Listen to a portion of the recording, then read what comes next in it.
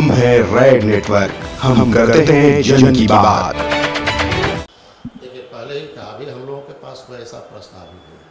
और जहाँ तक मुख्यमंत्री का या नेता का सवाल है, तो राजद बड़ी पार्टी है बिहार के अंदर, उनका अपना एक वोट बैंक है। आज भी बिहार में विपक्ष में सबसे ज़्यादा मजबूत स्थिति में है और नीतीश जी से ज़्यादा सीट भी उनको है। और अगर राजद को तय करना जो किसको नेतृत्व, अगर तेजस्वी यादव को चीफ मिनिस्टर बनाना या नेता बनाने का वो तय करते हैं तो उसमें हमें कोई आपत्ति नहीं हो सकती। नीतीश कुमार को भाजपा के सामने पूरी तरह से घुटना टेक दिया। अब पहले वाले नीतीश कुमार नहीं है। आप तो जानते ही हैं, पिछला जो चुनाव हुआ उस चुनाव में गठबंधन था, राजद, जदयू और कांग्रेस का गठबंधन था। और उस गठबंधन से नीतीश जी चुनाव जीते और मुख्यमंत्री बने। और क्या क्या उन्होंने भाषण दिया था उस वक्त, बिल्कुल भाजपा के खिलाफ, किसी कीमत पर हम उसके साथ नहीं जाएंगे। लेकिन बाद के दिनों में बिहार की जनता के साथ, मतदाताओं के साथ उन्होंने गद्दारी की, उन्होंने विश्वासघात किया और ये एक राजनीतिक गद्दारी, सामाजिक गद्दारी थी। और उसके बाद फिर ये भाजपा के साथ चले गए। और जब से भाजपा के साथ गए हैं तो अब हम तो देखते हैं बिहार में जो सामंती ताकते हैं अपराधी, उसका गठजोड़ बहुत ही डेवलप कर गया है। और आए दिनों दलितों पे हमले बढ़ रहे हैं। कई घटनाएं बिहार के अंदर घटी हैं दलितों के ऊपर, इनके अपराध के घटनाएं काफ़ी बढ़ गई हैं। और राजनीतिक कार्यकर्ता जो विरोध में हैं उनका निशाने पर है। हमारी पार्टी के जगदीश चंद्र बसु खगड़िया में बहुत लोकप्रिय नेता थे, उनकी हत्या कर दी गई। गोपालगंज जिले में 3 मर्डर हुआ, ट्रिपल मर्डर हुआ। और उस मर्डर में जो षड्यंत्र के रूप में जिसका नाम आया वो एक बाहुबली ये जदयू के विधायक हैं, लेकिन उन पर कोई कार्रवाई नहीं हुई। नमस्कार, मैं हूं योगेश चक्रवर्ती और आप देख रहे हैं रेड नेटवर्क। बिहार विधानसभा चुनाव में अब चंद ही महीने शेष रह गए हैं, लेकिन महागठबंधन का स्वरूप अभी आकार नहीं लिया है।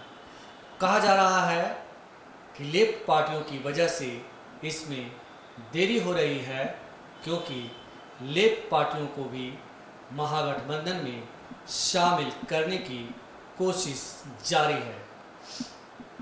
हमारे साथ इसी मसले पर बात करने के लिए सीपीआईएम के सचिव अवधेश कुमार जी हैं। आइए उन्हीं से जानते हैं कि आखिर क्या वजह है कि महागठबंधन का स्वरूप आकार नहीं ले पा रहा है। रेड नेटवर्क में आपका स्वागत है सर। सर, ये बताइए कि सबसे पहले तो हम आपसे ये जानना चाहेंगे कि आपकी पार्टी का आने वाले बिहार विधानसभा चुनाव को लेकर क्या तैयारी है? देखिए, भारत की कम्युनिस्ट पार्टी मार्क्सवादी की स्पष्ट समझ है इस देश के लिए और बिहार के लिए भाजपा गठबंधन की जो सरकार है वो पूरी तरह से देश के खिलाफ है, किसानों के खिलाफ, मजदूरों के खिलाफ, संविधान के खिलाफ, जनतंत्र के खिलाफ, धर्मनिरपेक्षता की नीति के खिलाफ। इसलिए बिहार का चुनाव एक बड़ा महत्व रखता है और हम लोग चाहते हैं कि बिहार से इस बार चुनाव में भाजपा जदयू गठबंधन का पूरी तरह से सफाया और उसको हराया जा सकता है। हम लोगों ने जून महीने में वामपंथी दलों की मीटिंग आयोजित की थी, यहीं पे बैठक हुई और बैठक में यह तय हो गया सीपीएम, सीपीआई, सीपीआई-एमएल कि हम लोग एक साथ मिल करके चुनाव लड़ेंगे।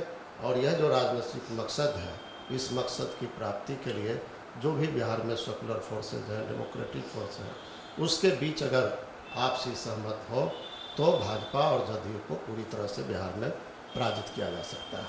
और उसके लिए सीपीआईएम ने अपनी तैयारी शुरू कर दी है।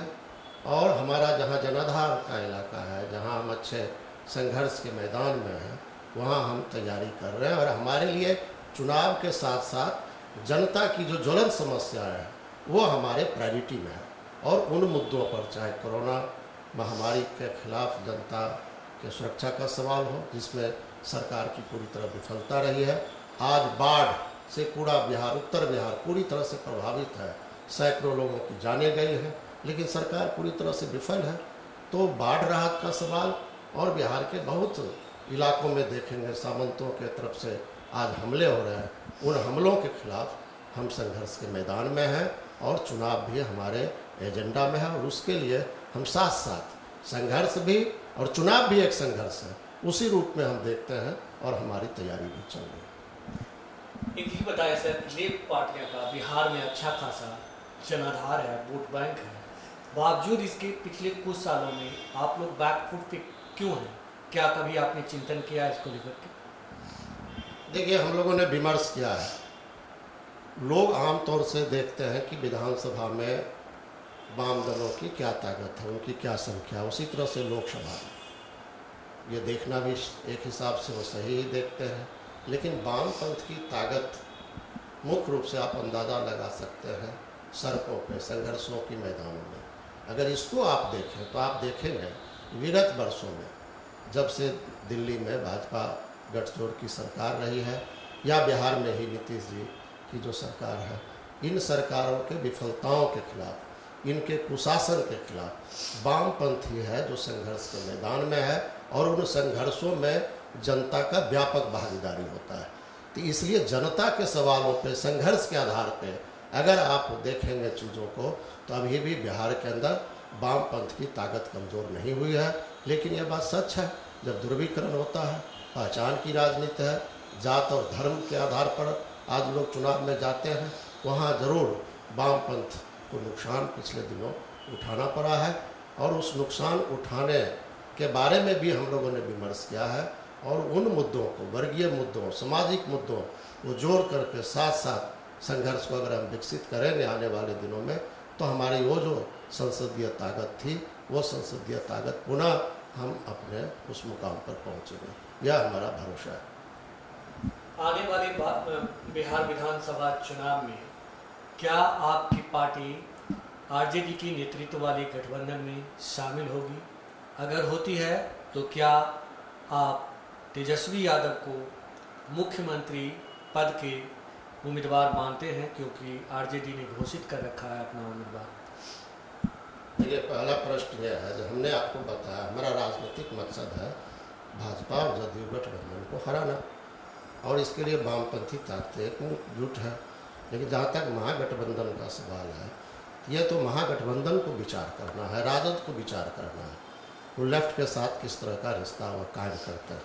अभी तक बाज़ाब्ता महागठबंधन के तरफ से या राजद के तरफ से हमारी पार्टी के सामने कोई प्रस्ताव नहीं आया है। प्रस्ताव आएगा तो सकारात्मक ढंग से हम उस पर विचार करेंगे, फैसला लेंगे और इस मामले में हम लोग पॉजिटिव रुख अख्तियार करेंगे। तेजस्वी यादव को लेकर के लेफ्ट पार्टी क्या सोचती है? तेजस्वी यादव को आप लोग, अगर आता है प्रस्ताव तो उनको सीएम कैंडिडेट मान लेंगे आप लोग?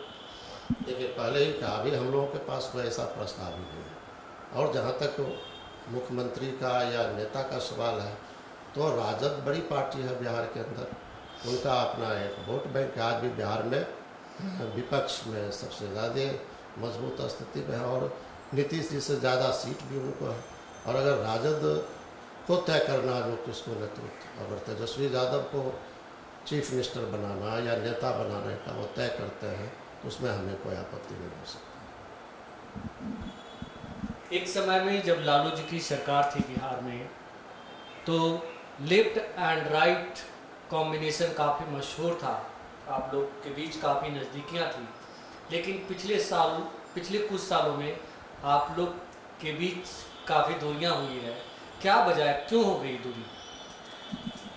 देखिए, सामाजिक, आर्थिक, राजनीतिक परिस्थिति में उतार चढ़ाव होते रहते हैं।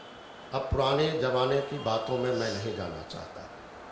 अभी जो वर्तमान में है उसी पर ज़्यादा हम चर्चा करें तो ज़्यादा बेहतर होगा। असल सवाल यह है कि बिहार का विकास कैसे होगा, ये मुख्य प्रश्न है। और 15 वर्ष नीतीश जी का शासन हम लोगों ने देखा राजद के बाद। ये 15 वर्ष का शासन में, नीतीश जी के शासन में जनता की तबाही बढ़ी है। नीति आयोग का रिपोर्ट खुद कह रहा है, यहाँ पे आम जनता का जो सूचकांक आया है उसमें भी गिरावट देखी जा रही है, गरीबी बढ़ी है, कुपोषण बढ़ा है, स्वास्थ्य का क्षेत्र जो है वो कमज़ोर हुआ है, शिक्षा का क्षेत्र में बहुत बड़ा गिरावट आई है, करप्शन बहुत ज़्यादा बढ़ गया है, क्राइम बहुत ज़्यादा बढ़ गया है। तो नीतीश जी तो हर मोर्चे पे विफल साबित हुए। ज़रूरत है जो नीतीश कुमार की सरकार के खिलाफ एक मजबूत जन आंदोलन खड़ा हो। उसमें लेफ्ट तो है ही, रोज़ लड़ाई में है, लेफ्ट के साथ ही, लेकिन राजद और महागठबंधन के लोगों को भी मैदान में आना चाहिए।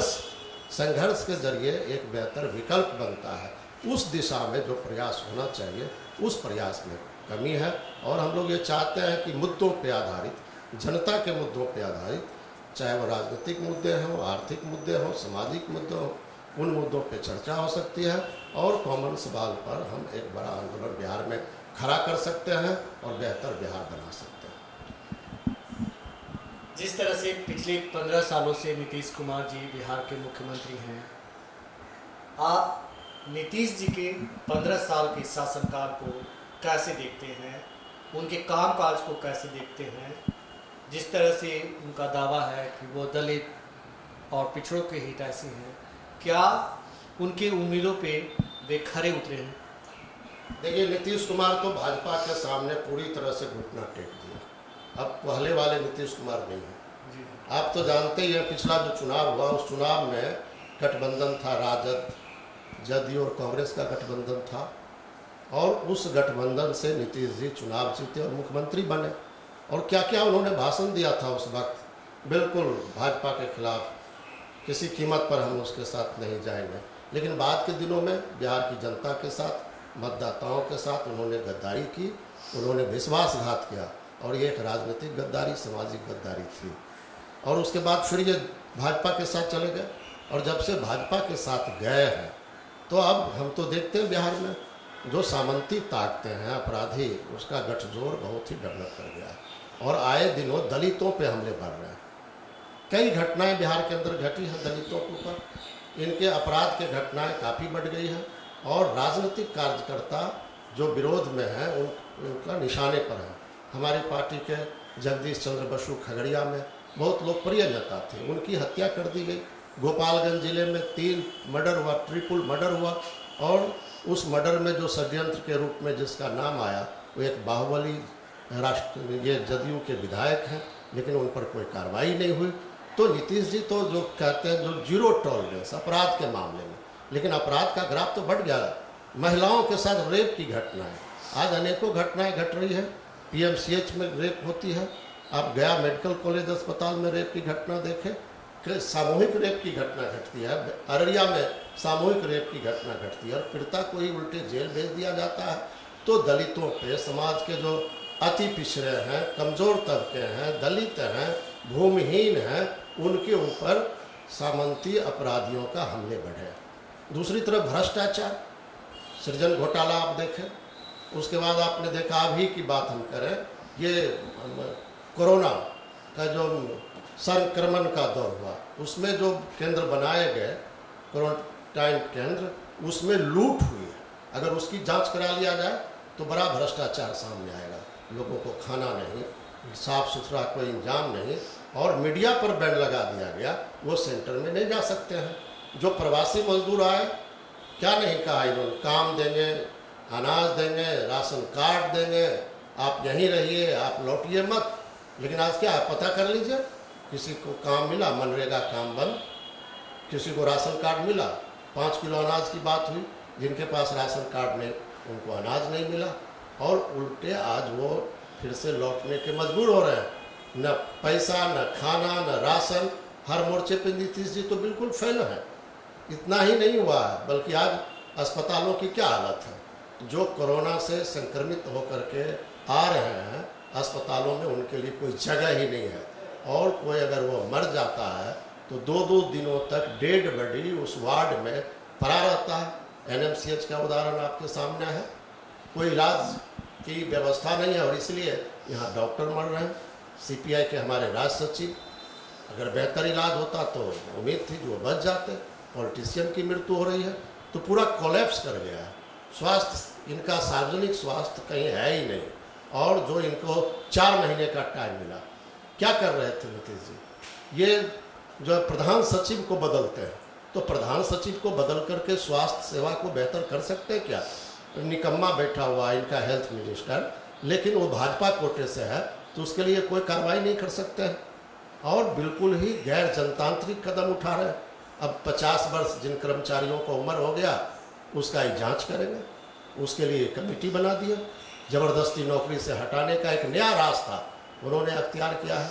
तो हर मोर्चे पर अगर आप देखिए तो नीतीश और ये जो है सुशील मोदी की सरकार पूरी तरह से विफल है, जन विरोधी के कदम उठा रहे हैं। शिक्षा चौपट, स्वास्थ्य सेवा चौपट, कोरोना और ये बाढ़ में सरकार पूरी तरह राहत देने के मामले में विफल हो गई है। और एक जो है सो बड़ा संकट है, किसानों की हालत भी, मकई पड़ा हुआ सड़ गया, कोई खरीदारी कोई क्रय केंद्र नहीं हो खरीद सके। ये किसानों को कर्जा ये माफ़ कर सकते थे, उसके बारे में इन्होंने कोई फैसला नहीं लिया। तो इस तरह से अगर देखिए तो चौतरफा ये घिरे हुए हैं नीतीश कुमार और सुशील मोदी, इसलिए इनको कहने के लिए कुछ भी नहीं है।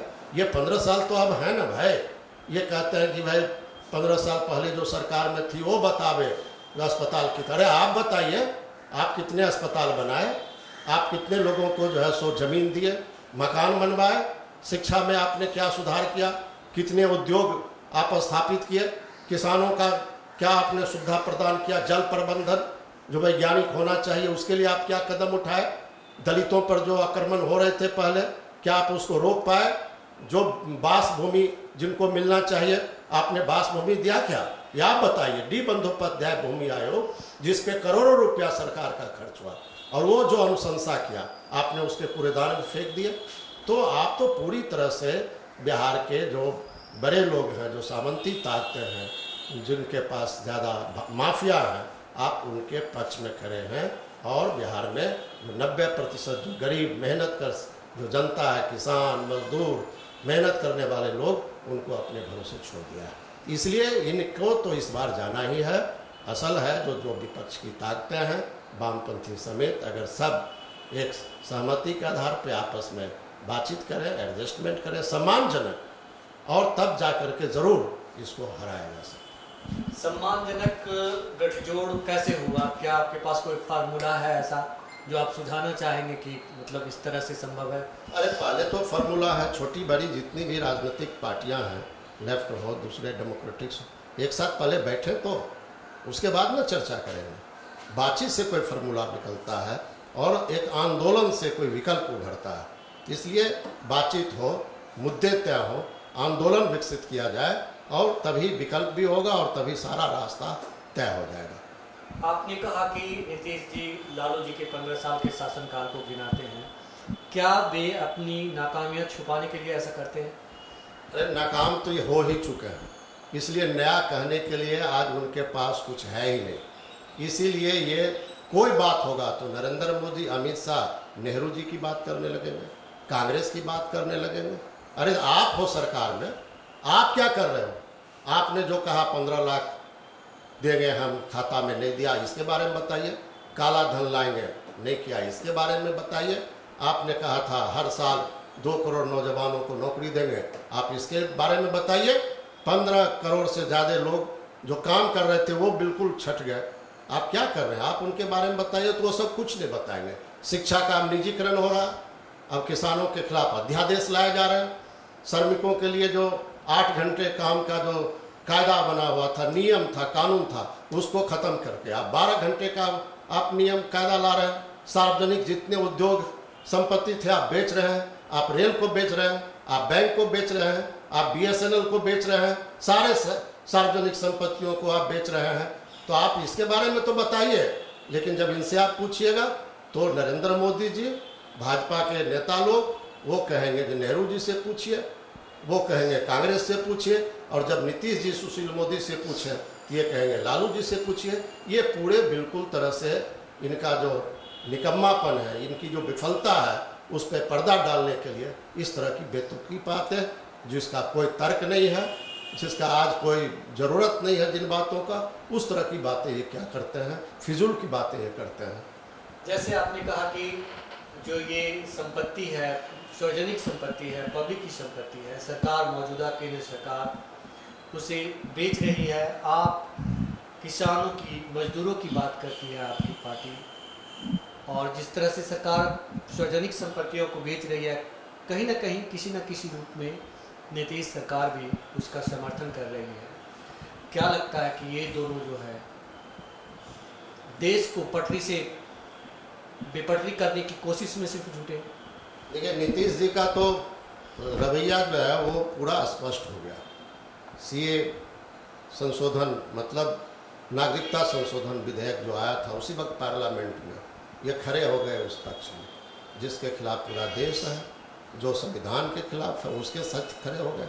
इसका मतलब क्या है? इसका मतलब है कि जो आरएसएस के एजेंडे हैं, जो संघ परिवार के एजेंडे हैं, जो संविधान विरोधी एजेंडा है, जो लोकतंत्र और जो है जो धर्मनिरपेक्षता के खिलाफ जाता है, उस एजेंडे को लागू करने में एक तरह से अघोषित इमरजेंसी जैसी हालत है और नीतीश जी पूरी तरह उसके साथ खड़े दिखाई पड़ते हैं। इसलिए जितने जो है वो अलोकतांत्रिक कदम केंद्र की सरकार उठा रही है, उन सारे अलोकतांत्रिक कदमों को बिहार में भी लागू करने की नीतीश कुमार पूरी चेष्टा कर रहे हैं। इसलिए अब जरूर नीतीश जी जदयू का कहने के लिए राष्ट्रीय अध्यक्ष हैं, जदयू और भाजपा गठबंधन की सरकार है, गठबंधन की सरकार कहने के लिए है, लेकिन नीतीश जी आज भाजपा रंग में, आरएसएस के रंग में पूरी तरह से सरोबार हो गए हैं, रंगे हुए दिखाई पड़ते हैं। भाजपा और नीतीश जी में कोई अंतर हमें तो दिखाई नहीं पड़ता, पूरी तरह से सरेंडर कर रहे हैं। जिस तरह से अभी कोरोना काल चल रहा है, बिहार सरकार पहले जो तथाकथित प्रवासी मजदूरों को लाने से रोकी, उसके बाद पूरे देश की सड़कों पे मजदूर देखिए पैदल आने को मजबूर हुए करोड़ों की संख्या में। फिर बाद में कहा गया कि हम उनको रोजगार मुहैया कराएंगे, रोजगार उन्हें नहीं मिला अब तक। और आज कोरोना का आंकड़ा बिहार में 50,000 से ज़्यादा पार कर गया है। तो इसे कैसे देखते हैं आप? देखिए, इसके लिए नरेंद्र मोदी जी और नीतीश जी ये सब जिम्मेवार है। कोरोना तो इस देश में जनवरी महीने में ही आया, लेकिन पूरा जो है वो राजनीतिक उद्देश्य के लिए उसमें लगे रहे और जिसके चलते नमस्ते ट्रंप का आयोजन हुआ, जिसके चलते वो उस पीरियड का इस्तेमाल कर रहे थे अपने राजनीतिक मकसद के लिए। आप मध्य प्रदेश में देखें, सरकार को, निर्वाचित सरकार को गिराने के लिए ये सब तमाशा, ये सब खेल चलता रहा मार्च महीने तक। और मार्च में आकर के उन्होंने जो है बिना कोई तैयारी का, कोई वैज्ञानिक बगैर दृष्टिकोण रखे हुए अचानक उन्होंने घोषणा कर दिया तालाबंदी का। और उसके बाद उन्होंने क्या भाषण दिया? पहला भाषण उन्होंने दिया कि एक तो जो है सो महाभारत की तरह 21 दिन में जिस तरह से वो जीत लेंगे, हम कोरोना को भी जीत लेंगे। दूसरी बात उन्होंने क्या कहा कि ये जो अवसर है इसको अवसर, ये जो लॉकडाउन का पीरियड होगा इसको अवसर के रूप में हमें इस्तेमाल करना है। अब आप देखिए 4 महीने में वो जो बात बोल रहे थे उसके पीछे उनका एक अपना एजेंडा था, वो आरएसएस का एजेंडा था। और उस दौर में हम देखते हैं कि श्रमिकों के साथ बहुत ही क्रूर व्यवहार हुआ, बहुत ही निर्मम व्यवहार हुआ। उस पीरियड में उनके लिए कोई इंतजाम नहीं, राज्य सरकार भी कोई इंतजाम नहीं की। और वो लोग जब लौटना चाहते थे, नीतीश जी तो अड़ गए, आप बिहार में किसी को घुसने नहीं देंगे, लेकिन मजदूर तो चल दिया, अब मरेंगे जिंदा रहेंगे जो होगा अपनी मिट्टी में जाके अपने जन्मभूमि पर। और कैसे 1000 2000 किलोमीटर पैदल और रास्ते में पानी के बगैर, भोजन के बगैर उनको तरफ तरफ की उनकी मौतें हुई, दर्दनाक मौतें हुई, एक्सीडेंट में मौतें हुई। और फिर आने के बाद उनके लिए कोई इंतजाम नहीं। तो ये बिल्कुल इस मामले में विफल रहे हैं। और इसी के चलते ये थाली बजाने से ये जो है सो अभी तो देखिए बिहार में अभी एक प्रचार हो रहा है, ये कोरोना मैया का पूजा शुरू हो गया। ये अंधविश्वास एक बढ़ावा उसको दिया जाता है और उसके लिए एक संगठित सुनियोजित साजिश के तहत ये अवैज्ञानिक विचारधारा। अब तो सब बीमार हो रहे हैं, अमित शाह बीमार हो रहे हैं, तो पूजा पाठ से क्या उनकी बीमारी दूर हो जाएगी? थाली बजाए तो गए थे, रोशनी वो मोमबत्ती तो जलाए गए थे, लेकिन बड़ी संख्या में आज, अब तो हमको लगता है अगर ये जो रफ्तार अगर रह गई तो 2-4-5 दिन में यह देश अमेरिका के बाद दूसरे स्थान पर आ जाएगा संक्रमण, दूसरे स्थान पर। और मौत तो दूसरे मुल्कों से ज़्यादा आज हमारे देश के अंदर शुरू हो गया, जबकि जांच जितनी होनी चाहिए देश के पैमाने पर उतनी जांच नहीं हो रही है। और बिहार में तो जांच हो ही नहीं रही, बहुत कम जांच हुआ, तब इतने लोग आ रहे हैं। और आज बिहार में भी स्थिति बहुत ही भयावह है। अगर ठीक तरीके से जांच हो तो करोड़ों लोग इस बिहार के और देश के वो संक्रमित हैं और उनके लिए कोई अस्पताल नहीं, कोई इलाज का जगह नहीं, और सरकार चली चुनाव में।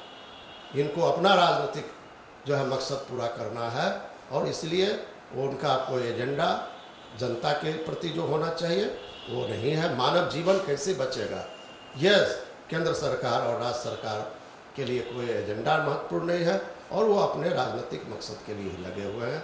इसलिए इस देश में कोरोना वायरस बढ़ रहा है और केंद्र सरकार, राज्य सरकार पूरी तरह विफल साबित हुई है, पूरी तरह विफल साबित हुई है, और इसके लिए पूरी जिम्मेवारी केंद्र और राज्य सरकार की विफलता है। आपने कहा कि सरकार चली चुनाव में, नीतीश जी जब सत्ता में नहीं थे तो बिहार से पलायन रोकने की बात करते थे, कहते थे कि हमारी प्रायोरिटी होगी, अगर सरकार बनेगी तो हम पलायन रोकेंगे, लेकिन पूरे देश की सड़कों पर पलायन दिखा, पूरे देश की सड़कों पर पलायन दिखा। क्या कहेंगे कि 15 सालों में पलायन के लिए, पलायन रोकने के लिए नीतीश जी ने कुछ नहीं किया? कुछ करते तो इतना पलायन होता, खुद सरकार स्वीकार की है। पिछले बार जब प्रवासी मजदूर का सवाल हो रहा था तो 30 लाख लोग इनसे संपर्क किया, खुद नीतीश जी कहते हैं, और बहुत से आंकड़ा आए हैं 50 से 60 लाख लोग जो है बिहार के बाहर लोग प्रांतों में वो काम कर रहे हैं। तो नीतीश जी के कार्यकाल में जो है वो पलायन की संख्या बढ़ी है, और पहले सिर्फ नौजवान जाते थे, पुरुष जाते थे, और इनके पीरियड में तो महिलाएं भी गई हैं। और पलायन का 2 कारण रहा है। एक कारण है जो बिहार में गरीबी है, कोई काम नहीं है, चाहे वो ग्रामीण गरीब हो कि शहरी गरीब। और दूसरा जो सब कारण है वह है सामाजिक। यहाँ के जो कमज़ोर तबके के लोग हैं, जो भूमिहीन हैं, जो दलित हैं, जो अति पिछड़े हैं, वो समाज के अंदर एक इंसान की तरह वो जिंदा रहने का अधिकार, सम्मानपूर्वक वो जिंदा रहे इज्जत के साथ, और उनको काम के लिए उनको उचित मजदूरी मिले, इसकी भी नीतीश जी में के राजपाट में कोई गारंटी नहीं रही। और इन 2 कारणों के चलते, आर्थिक और सामाजिक कारणों के चलते, गरीबी और कोई काम नहीं मिलना, और गरीबों को इज्जत, दलितों को इज्जत समाज में नहीं मिलना, सामंती जो शोषण होते हैं, यहाँ भेदभाव होता है, यहाँ छुआछूत होता है। तो और वो जब अपने अधिकार के लिए आवाज़ उठाते तो उनके ऊपर दमन किया जाता, उनकी हत्याएं की जाती, उनके घरों को उजाड़ा जाता है। तो इससे परेशान होकर के बिहार का एक बड़ा तबका, पहले तो नौजवान जाते थे, लेकिन नीतीश जी के जात में महिलाएं और युवतियां भी बड़ी संख्या में बिहार से बाहर गई हैं, पलायन हुई हैं, पलायन होने के लिए मजबूर हुई है। तो इसलिए इस मामले में तो नीतीश कुमार का दावा पूरी तरह से फेल साबित हुआ। और बिहार के अंदर ही कहाँ है रोजगार, कोई बहाली हो रही है कि 3 लाख पद रिक्त है, आप क्यों नहीं बहाल करते? तो आप तो पदों पे बहाल नहीं कर सकते हैं, और जो लोग पहले से बहाल हैं अब उनके ऊपर तलवार, एक नया आप कानून बना रहे हैं। 50 साल के बाद आपके बारे में, योग्यता के बारे में देखेंगे, क्षमता के बारे में देखेंगे, तो उसमें भी तो भेदभाव होगा। ये तो ट्रांसफ़र पोस्टिंग के लिए ऐसे लाखों रुपए की रिश्वतखोरी बिहार में पुराना रिवाज रहा है, मिनिस्टर लेते रहे, तो अब तो और ये सब बढ़ेगा। तो ये जो कह रहे हैं हम पलायन रोकेंगे, पलायन भी नहीं रोके, लोगों को रोज़गार नहीं दिया, बल्कि बेरोज़गारी और भी ज़्यादा बढ़ गई है। शहरों से लेकर के ग्रामीण इलाकों तक पढ़े लिखे नौजवान बेरोज़गार हो रहे हैं। तो अगर इनमें हिम्मत होती तो ये बहाल करते। जितने जो लोगों को ठेका पे बहाल हुआ, जो नियोजित टीचर हैं, जो संविदा पर काम करते हैं, उनका स्थायीकरण करते, बेरोज़गारों के लिए कुछ ही सोचते, बेरोज़गारी भत्ता वगैरह। तो एक भी कदम तो आप बताइए, पलायन कैसे रुकेगा? आप कृषि क्षेत्र में यहाँ ज़्यादा रोजगार हो सकता, और कृषि क्षेत्र खत्म। आप अगर कृषि आधारित उद्योग स्थापित करते तो अब यहाँ लोगों को रोजगार मिलता, आपने वो नहीं किया। कोई नया उद्योग आप बनाए नहीं। तो रोजगार के संबंध में सरकार को जो ठोस राजनीतिक इच्छा शक्ति होती, भूमि सुधार करते तो यहाँ कृषि में उत्पादन बढ़ता, लोगों को थोड़ा वो ताकत मिलती। डी बंदोपाध्याय आयोग ने कहा था 22 लाख एकड़ ज़मीन है, 1-1 एकड़ ज़मीन खेती के लिए दे दीजिए, 10-10 डिसमिल ज़मीन आप जो है सो जिनके पास बास भूमि नहीं है उनको आप दे सकते हैं, बटाईदारों का पंजीकरण कर लीजिए। वो एक बेहतर रास्ता सुझाया था। अगर उस रास्ते पर नीतीश जी चलते दृढ़ता के साथ, अगर इनमें राजनीतिक इच्छा शक्ति होती तो बिहार का आज दृश्य कुछ और होता। वामपंथी दल तो बहुत मजबूती से ये बात कह रही थी आप लागू कीजिए डी बंदोपाध्याय आयोग को, लेकिन जितनी बुर्जुआ पार्टियां हैं उनके अंदर जो भी सामंती तत्व हैं, नेता सब इकट्ठा हो गए गांधी मैदान में। तथाकथित जो दृश्य उत्पन्न हुआ था कि डी बंदोपाध्याय आयोग की लागू करेंगे तो खून की नदी बह जाएगी, नीतीश जी को उखाड़ दिया जाएगा। तो नीतीश जी तो डर गए, उसके बाद कूड़ेदान में फेंक दिया। और अब वो कहते हैं कहाँ है ज़मीन, तो पूरा फ्यूडल भूमि माफिया और देश के जो बिहार के अंदर जो अपराधी हैं, जो बहुत बड़े बड़े जो है सो बाहुबली हैं, उनके जिम्मे बिहार को इन्होंने छोड़ दिया है। और इसलिए बिहार में हालत बहुत ख़राब है। और बिहार के लोग जो गरीब लोग हैं वो बड़ी संख्या में अपने ज़िंदगी के लिए, रोटी रोजी के लिए उनको पलायन करना पड़ता है, ये उनकी मजबूरी है। जिस तरह से पीएम मोदी कहते हैं मेक इन इंडिया, और जो लड़ाकू विमान है फ्रांस से मंगवाते हैं, उसी तरह कहते हैं कि आत्मनिर्भर भारत, और कहते हैं कि गरीबों को हम छठ तक 5 किलो अनाज देंगे। तो इसको कैसे देखते हैं आप? देखिए, ये सब गुमराह करने के लिए, भ्रम पैदा करने के लिए रोज़ नए नए नारा देते हैं, नए नए नारा दे रहे हैं। और आपने देखा जो वो कहते हैं अब ये जो छठ के बाद, तो छठ के बाद क्या अनाज की ज़रूरत नहीं पड़ेगी। आप छठ तक क्यों बात कर रहे हैं? इसीलिए कि बिहार में चुनाव होना, और वो चुनाव करीब करीब छठ के महीने तक वह जाएगा। तो इसके पीछे भी उनकी राजनीति है, चुनावी राजनीति है। इस मकसद से वो कह रहे हैं आत्मनिर्भर इसी तरह से बनता है क्या? तो ये जो भी आत्मनिर्भर भारत की बात कर रहे हैं, ये इसके पीछे जनता को गुमराह करने का एक छलावा है। और ये इसी तरह से अपना नारा पिछले दिनों भी, पिछले चुनाव में भी जो है ये नारा देते रहे हैं। क्या क्या नहीं नारा दिया था, और बाद में इन्होंने कहा था ये सब जुमला है। तो यह भी आत्मनिर्भर भारत बनाने का बड़ा एक जुमला साबित होगा। ये 20 लाख करोड़ रुपया क्या है, कर्जा लीजिए आप, लेकिन कोई राहत तो हम लोगों को दिखाई नहीं पड़ रहा। तो ये सब इनका जुमला है, चुनावी जुमला है, और जनता को भ्रम में डाल करके ज़्यादा से ज़्यादा दिनों तक सत्ता में कैसे बने रहें, इसके लिए नए नए ये नारे, कोई नारा जब पुराना पड़ जाता है और उस नारे के खिलाफ जनता में जब असंतोष पैदा होने लगती है, तो ये लोग बहुत चतुर लोग हैं और चतुराई के साथ एक नया नारा ही गढ़ देते हैं, ताकि देश की जनता को नए नारों में कुछ दिनों तक गुमराह करके रखा जाए। जिस तरह से पुराने नारे में लोगों को छला गया, भ्रमित किया गया, उसी तरह से ये नए नारे भी छलने के लिए है, भ्रमित करने के लिए है, लोगों को ठगने के लिए। राज नेटवर्क से बात करने के लिए आपका बहुत शुक्रिया। बहुत बहुत धन्यवाद आपको भी। तो ये थे CPIM के सचिव अवधेश कुमार जी, जिनका साफ कहना था कि नीतीश सरकार हर मोर्चे पर नाकाम रही है। इसके साथ ही इन्होंने महागठबंधन के स्वरूप को लेकर साफ कर दिया कि RJD सबसे बड़ी पार्टी है, तो लेफ्ट पार्टियों को नेतृत्व को लेकर के कोई समस्या नहीं है। योगेश चक्रवर्ती, रेड नेटवर्क, पटना। हम है रेड नेटवर्क, हम करते हैं जन की बात।